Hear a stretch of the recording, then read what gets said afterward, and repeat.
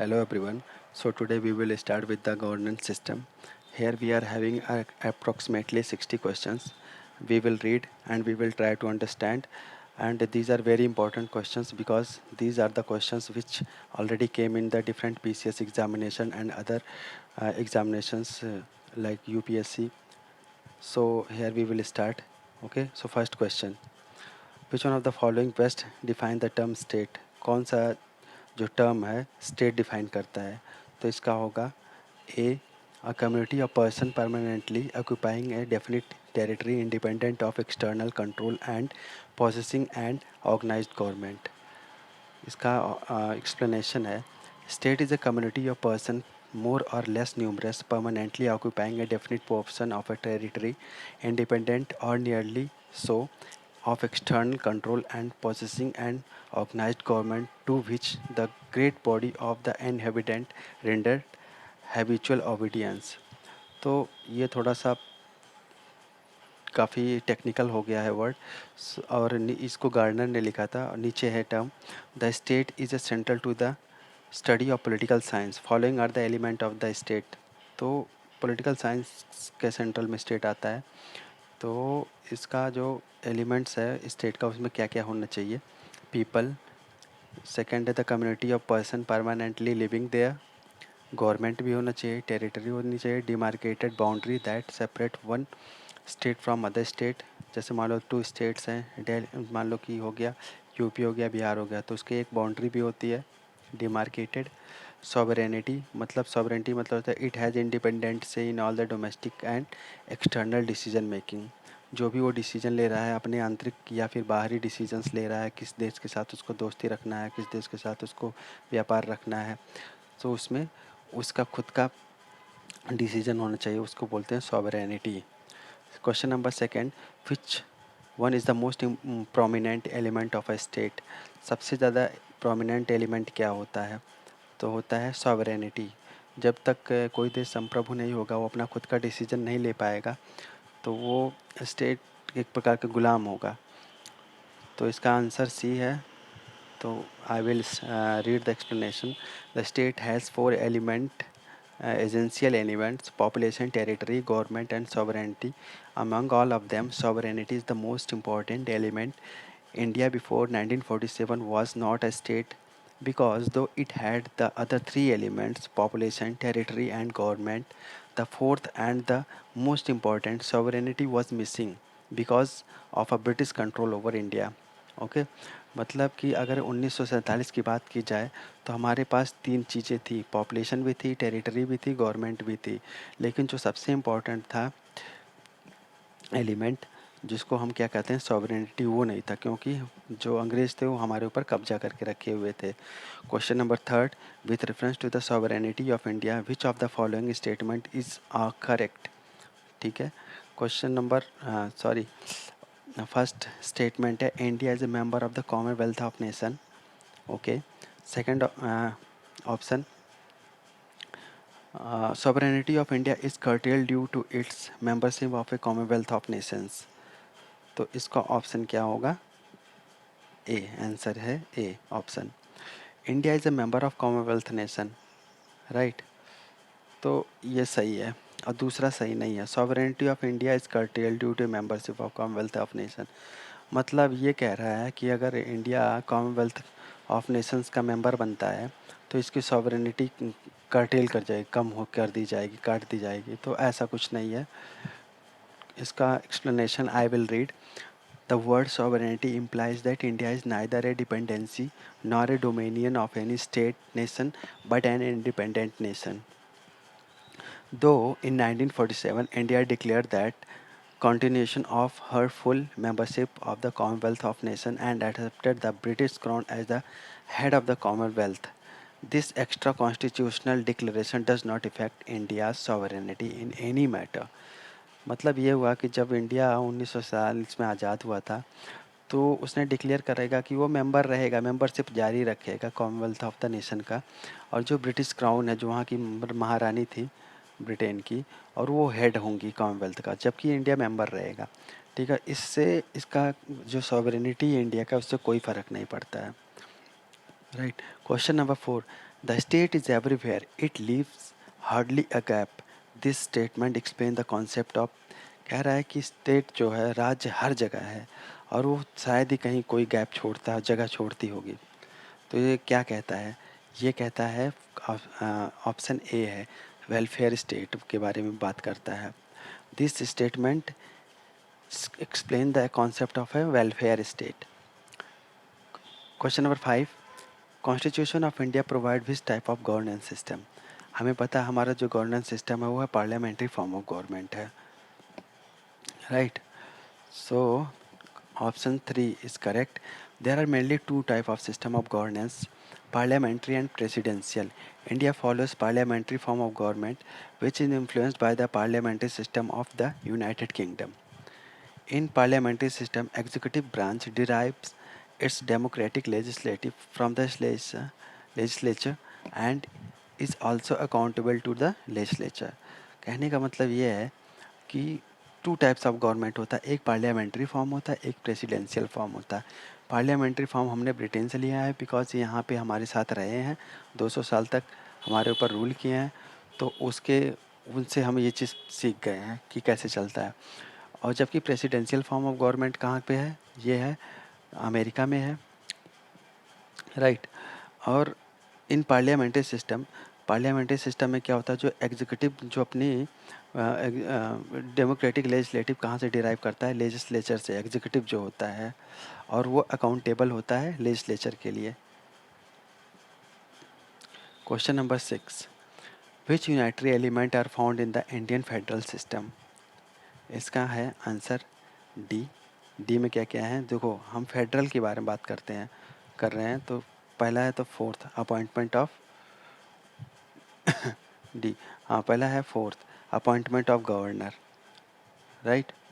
दूसरा है sixth president's approval on the state bills, and seventh one Supreme Court, right? तो इसका कहने का मतलब ये है, the constitution of India contains all the usual features of the federation, the two governments, division of power, written constitution, rigidity of the constitution, independent judiciary, bicameralism. However, the Indian constitution also contains a number of unitary features: strong center, single constitution, single citizenship, flexibility of the constitution, integrated judiciary, appointment of the state, governor by the center, all India services, emergency provisions. Okay. तो ये सारे जो हैं किस चीज़ के features हैं? ये है यूनाइटरी फीचर्स। और जो थे दूसरा था फेडरेशन। फेडरेशन क्या होता है? जैसे टू टाइप में गवर्नमेंट का वो डिवाइड होना, तो जैसे टू गवर्नमेंट हो गया, डिवीज़न ऑफ पावर, ठीक है? और इंडिपेंडेंट जुडिशरी, जैसे एक हाई कोर्ट होता है और एक सुप्रीम कोर्ट होता है, बाईकैमरलिज्म। और यूनाइटरी फीचर्स में स्ट्रॉन्ग सेंटर हो गया, और सिंगल कॉन्स्टिट्यूशन हो गया, सिंगल सिटीजनशिप हो गया, राइट? अगर अमेरिका में देखा जाए तो डुअल सिटीजनशिप है। Question number 7, which of the following is in Indian polity is an essential feature that indicates that it is federal in character? इसका आंसर है A, the independence of judiciary is safeguarded. ये क्या है? Which of the following in the polity is an essential feature that indicates that it is a federal character?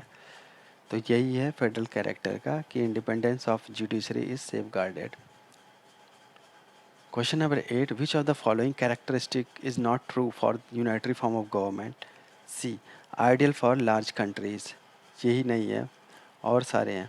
देखो इसका explanation क्या कह रहा है, characteristic of a unitary form of government are strong centre, single constitution, flexibility of the constitution, emergency provision, single citizenship, integrated judiciary, all India services, integrated audit machinery, parliament's authority over state list, appointment of the governor, integrated election machinery, veto over state bills. It cannot be outrightly said that it is the ideal for large countries. It only depends on country's will. Question number 9, which of the following is not a feature of the good governance? कौन सा feature good governance के लिए नहीं है? तो ये है D, red tapism, लाल फीता शाही नहीं है। अकाउंटेबिलिटी होती है, ठीक है, अकाउंटेबिलिटी मीन्स जवाबदेही। ट्रांसपेरेंसी, पारदर्शिता। और रूल ऑफ लॉ मीन्स कानून का राज। तो ये क्या कहता है, डी जो है, red tapism refer to excessive regulation, बहुत ज़्यादा रेगुलेशन लगा के रखना कि अफसर आएंगे फीता काटेंगे तब आगे काम बढ़ेगा, नहीं तो वो रुका रहेगा। विच इंटर्स और प्रिवेंट एक्शन और डिसीजन मेकिंग, जो कि डिसीजन मेकिंग को रोक के रखता है। It is not a feature for a good governance. On the other hand, accountability, transparency and rule of law are the feature of the good governance. Question number 10, which one of the following is not a feature of the Indian Constitution? Parliamentary government है, presidential government नहीं है, independent judiciary है, federal government है। ये 3 features हैं, लेकिन presidential government Indian constitution का feature नहीं है। Presidential form of government is not a feature of the Indian Constitution. Parliamentary government, independent judiciary and federal government are the characteristic of the Indian Constitution. Question number 11. Out of the following statement, choose the one that brings out the principle underlying the cabinet form of government. तो इसका answer है सी, a mechanism of parliamentary democracy for ensuring collective responsibility of the government to the people.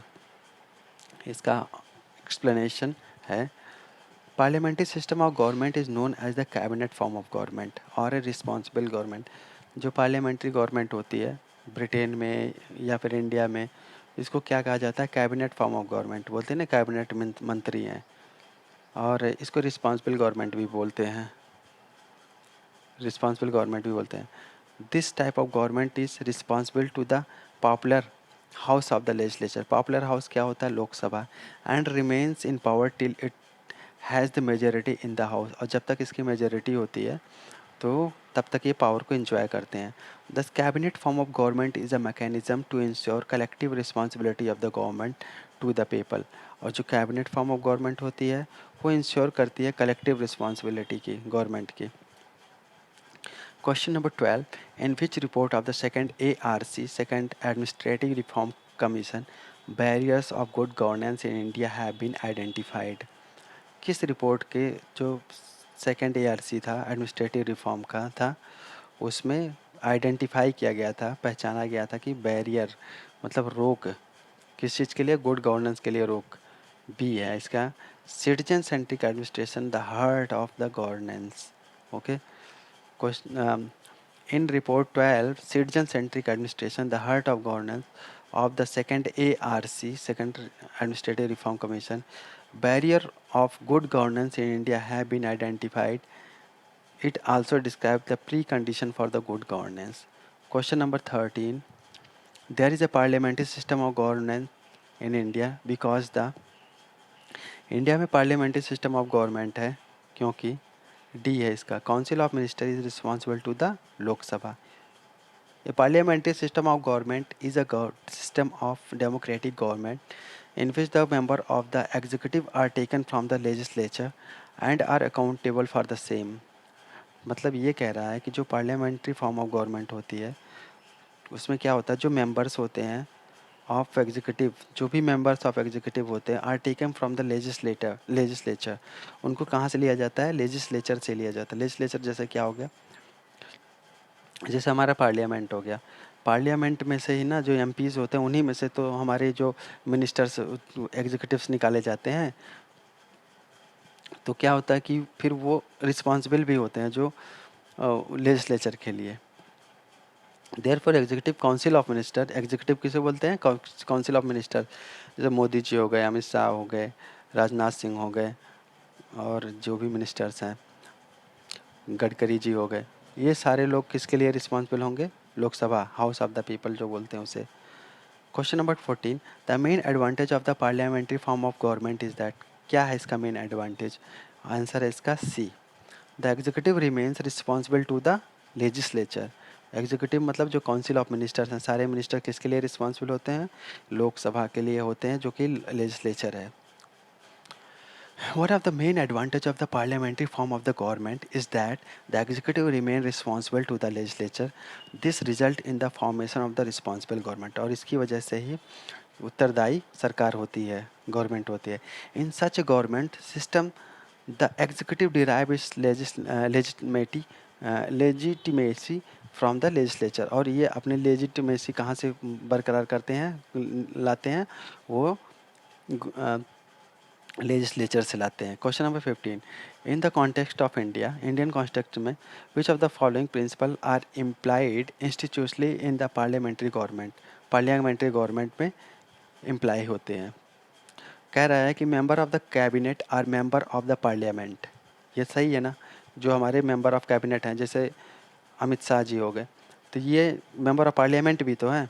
Minister hold the office till they enjoy confidence in the parliament. Minister hold the office till they enjoy the confidence in the parliament. अभी जिस दिन उनका जो confidence है parliament में कम हो जाएगा तो वो ऑफिस नहीं होल्ड कर पाएंगे ना. क्वेश्चन नंबर ऑप्शन थर्ड है, the cabinet is headed by the head of the state. Head of the state कौन होता है? हेड ऑफ द स्टेट होते हैं प्रेसिडेंट. तो ये गलत हो गया. Cabinet is headed by the prime minister. ठीक है, जो पीएम होते हैं उसको, उससे वो हेड किए जाते हैं कैबिनेट. अब देखो इसका एक्सप्लेनेशन क्या है. एक्सप्लेनेशन है, in parliamentary system the union council of minister exercise executive authority. Parliamentary system में क्या होता है, जो काउंसिल ऑफ मिनिस्टर यूनियन होते हैं एग्जीक्यूटिव अथॉरिटी एक्सरसाइज करते हैं. The council of minister is responsible to the lower house of parliament is called the house of people. जो काउंसिल ऑफ मिनिस्टर होते हैं वो जो लोअर हाउस होता है पार्लियामेंट को, वो उसके लिए रिस्पॉन्सिबल होते हैं, लोकसभा के लिए. Any minister who is not the member of either house of the parliament for 6 consecutive 1 minute please. कह रहा है कि any minister who is not the member of the either house of parliament for 6 consecutive months shall at the expiration of that period cease to be the minister according to the article 75(5). कह रहा है कि कोई भी minister, किसी को भी minister बनाया गया है और 6 महीना ख़त्म होने तक अगर वो एमपी नहीं बना तो आर्टिकल 75(5) के तहत, क्लॉज 5 के तहत वो मिनिस्टर नहीं रहेगा. According to article 75 clause 3, the council of minister shall be collectively responsible to the house of people. House of people Lok Sabha को कहते हैं और सारे मिनिस्टर कलेक्टिवली रिस्पॉन्सिबल होंगे उसके लिए. राइट. अब देखो क्या कह रहा है कि head of the state government, head of the government is prime minister. वो प्राइम मिनिस्टर होते हैं. और हेड ऑफ द स्टेट कौन होते हैं? प्रेसिडेंट होते हैं. Question number 16. इन पार्लियामेंट्री सिस्टम, अब देखो कह रहा है कि इसमें क्या होता है कि लेजिस्लेचर कंट्रोल एग्जीक्यूटिव. जो लेजिस्लेचर होती है वो किसको कंट्रोल करती है? एग्जीक्यूटिव कंट्रोल करती है. लेजिस्लेचर कौन है? जो एमपी हैं हमारे, ठीक है, लोकसभा और राज्यसभा के, ये होते हैं लेजिस्लेटिव के part.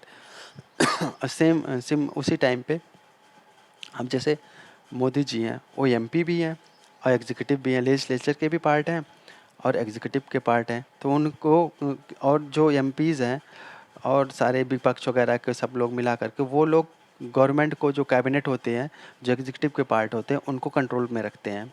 In parliamentary system of government the executive is controlled by the legislature. Question number 17. Parliamentary system of government is one in which. Parliamentary system government का क्या होता है? B, the government is responsible to the parliament and can be removed by it. जो government होता है वो parliament के लिए रिस्पॉन्सिबल होता है ना, और उसकी के द्वारा रिमूव भी किया जा सकता है. In parliamentary system of government members of the executive are taken from the legislature and are also accountable to the legislature. मतलब पार्लियामेंट के लिए अकाउंटेबल भी होते हैं. Parliamentary system of government is also known as cabinet form of government. Cabinet form of government भी parliamentary government को कहते हैं. And government is responsible for the legislature, popular house, मतलब लोकसभा के लिए भी रिस्पॉन्सिबल होते हैं. And remain in power till it has the support of the majority of the member in that house. और उस हाउस में जब तक मेंबर्स का जो सपोर्ट होता है, मेजॉरिटी सपोर्ट होता है, तब तक वो पावर में रहते हैं. Question number 18. We adopted parliamentary democracy on the British model, but how does our model different from that model? हमने अडॉप्ट किया पार्लियामेंट्री डेमोक्रेसी कहाँ से? ब्रिटिश मॉडल से. लेकिन how does our model different from the that model? लेकिन हमारी जो democracy model है वो ब्रिटिश मॉडल से कैसे डिफरेंस है? तो इसका है आंसर, देखो दोनों कहा गया है 1 and 2. As regard legislation, the British parliament is supreme और sovereign, but in India the power of parliament to legislate is limited. क्या कह रहे हैं कि जो ब्रिटिश पार्लियामेंट है सुप्रीम है लेजिस्लेशन की, उसमें मान लो कोई कानून बना रहा है तो उसमें ब्रिटिश पार्लियामेंट क्या है? सुप्रीम है, जो भी उसने कह दिया वही होगा. ठीक है, सॉवरेन है, उसके डिसीजन को कोई और टाल नहीं सकता. वहाँ का जो जुडिशरी है उसको चेंज नहीं कर सकता है. But the power of parliament in India is limited. वो लिमिटेड है. जैसे कोई कानून इंडिया में बनाया तो उसका क्या होगा? रिव्यू होगा कि क्या ये बेसिक स्ट्रक्चर को फॉलो कर रहा है, क्या ये लोगों के हित में है इंडिया में. दूसरा कह रहा है in India matters related to constitutionality of the amendment of an act of the parliament are referred to the constitution bench by the supreme court. Okay. अब इंडिया में क्या होता है कि जो भी कॉन्स्टिट्यूशनलिटी का मैटर आता है अमेंडमेंट पे, और वो रिफ़र कहाँ किया जाता है? कॉन्स्टिट्यूशन बेंच को, सुप्रीम कोर्ट को रिफ़र कर दिया जाता है.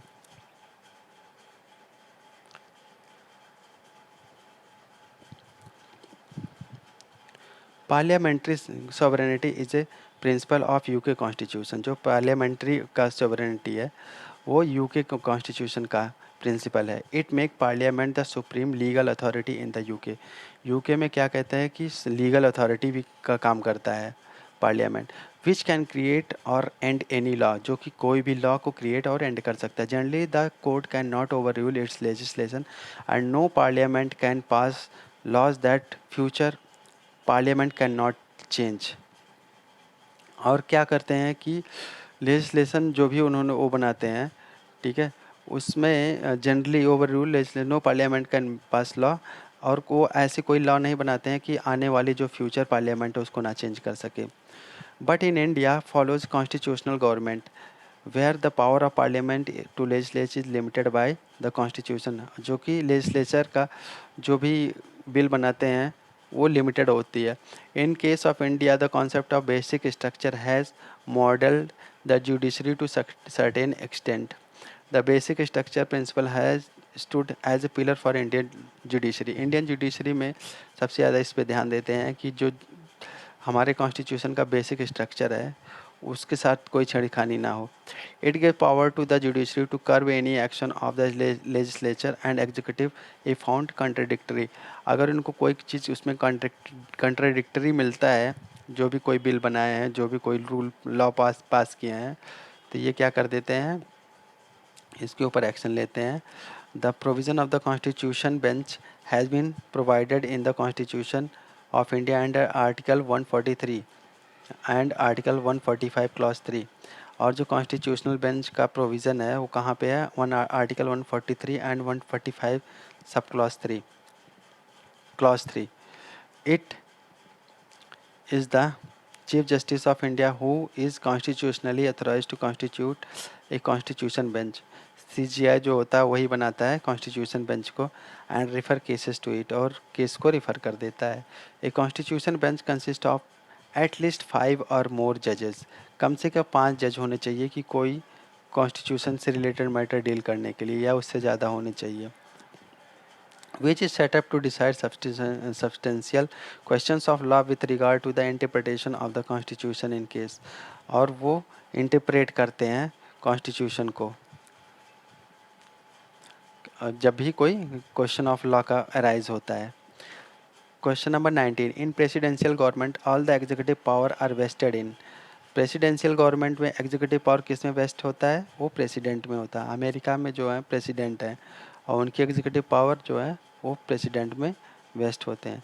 इन presidential form of government all the executive powers are vested in the president who serves as both head of the state and the head of the government.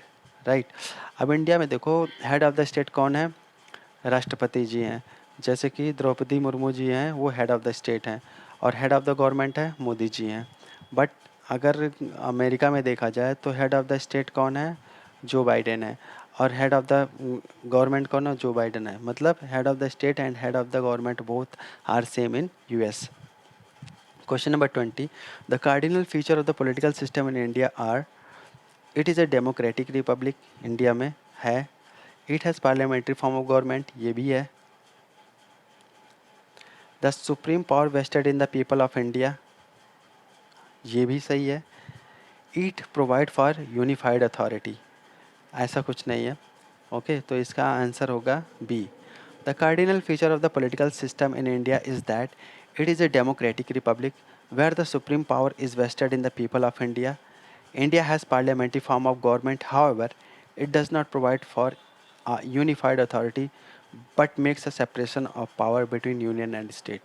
कह रहा है कि इंडियन पॉलिटिकल सिस्टम में क्या है, डेमोक्रेटिक रिपब्लिक है, supreme power लोगों में वेस्ट होता है, लोग ही चाहते हैं, चाहें तो सरकार चेंज कर देते हैं अगर उनको सही नहीं लगती है, 5 साल बाद इलेक्शन होता है, ठीक है। और इसका कोई यूनिफाइड अथॉरिटी नहीं है, जबकि यहाँ पे सेपरेशन ऑफ पावर है, ठीक है। स्टेट लेवल पे भी पावर है और यूनियन लेवल पे भी पावर है।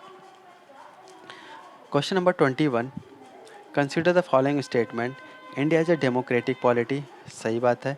India is a sovereign state, सही बात है।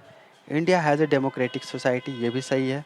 India is a welfare state, सही बात है। लोगों के लिए ना सरकार कोई भी लॉ निकालती है तो वो लोगों को ध्यान में रख के ही निकालती है ना, सिटीजन्स को। तो डी है answer, 1 2 3 4 all are correct. According to the Constitution, India is a sovereign, socialist, secular, democratic republic. The architect of the Indian Constitution provided for a welfare state by the provision of DPSP. DPSP जो है directive principle of state policy, उसके provisions को ध्यान रखती है। Directive principle of state policy, जब भी कोई पॉलिसी गवर्नमेंट बनाएगी तो एक डायरेक्शन दिया गया है, उसको ध्यान में रख करके। Which one of the following is not a feature of the Indian polity? Question number 22 का आंसर है डी, अथॉरिटेरियन गवर्नमेंट। अथॉरिटेरियन कोई अथॉरिटी थोड़ी ना लगाती है government. A government following the constitution, जो हमारी गवर्नमेंट है वो कॉन्स्टिट्यूशन को फॉलो करती है। डेमोक्रेटिक गवर्नमेंट है, डेमोक्रेसी में बिलीव करती है। डेमोक्रेसी मतलब वी कैन वोट, हम जो भी लोग 18 होते हैं या 18 साल के ऊपर के होते हैं वो वोट कर सकते हैं। रूल ऑफ लॉ, कोई भी चीज़, कोई भी पूरा देश वो है जो हमारा लॉ के रूल से ही चल रही है, कानून से ही चल रही है। There is a rule of law in India. India has a democratic government which is opposite to the authoritarian government. Authoritarian government कहाँ पे है? जैसे हो गया नॉर्थ कोरिया हो गया, ये है अथॉरिटेरियन गवर्नमेंट हो गया। After every 5 year people of India elect their representative who constitute a government following the Constitution of India. और हर 5 साल पे यहाँ पे क्या होता है, इलेक्शन, जिसके बाद में चाहे तो गवर्नमेंट चेंज कर सकती है। अगर इंडियन लोगों को गवर्नमेंट सही नहीं लगी तो वो चेंज कर सकते हैं। क्वेश्चन नंबर 23, वेलफेयर स्टेट क्या एम करता है? इसका कहता है management of welfare of the weaker sections. कहता है कि जो भी वीकर सेक्शंस है, जिसके पास पैसा है, जो लोग पावरफुल हैं, वो तो अपना अच्छे से ही देखभाल कर सकते हैं ना। पर वेलफेयर स्टेट का काम ये है कि जो गरीब लोग होते हैं, सबसे गरीब, जो उनको वंचित पिछड़े लोग हैं, उनको ध्यान में रखना। तो इसका आंसर रहेगा बी। इसका explanation, the welfare is state is a concept of the government in which the state play a key role in protection and promotion of the social and economic well-being of its citizens.